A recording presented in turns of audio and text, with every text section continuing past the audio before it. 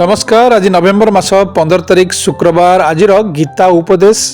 हे धरित्री, जेउठारे गीता स्थापन होई ताहार आलोचना पठन पाठन श्रवण हुए, मु सेठारे निश्चिंत अवस्थान और निवास करे।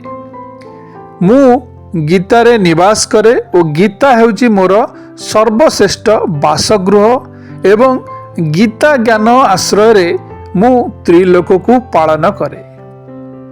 गीता मोर परम विद्या, ताहा ब्रह्मरूपा नित्या अर्धमात्रा अक्षरा और आत्मार अनिर्वर्तनीय प्रभा। एथिरे कौनसी संदेह नाही।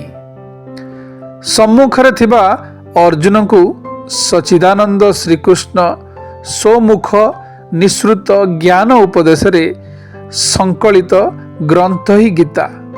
एथिरे तीनी वेदर सारतत्व और यह परमानंदरे पूर्ण। जे नित्य शुद्ध मनरे गीतार अष्टादश अध्याय पारायण करती से ज्ञान सिद्धि तो लाभ करती एवं परे परम गति प्राप्त हुअन्ति। शुभ सकाळ। दिनटी आपणकर मंगलमय हो।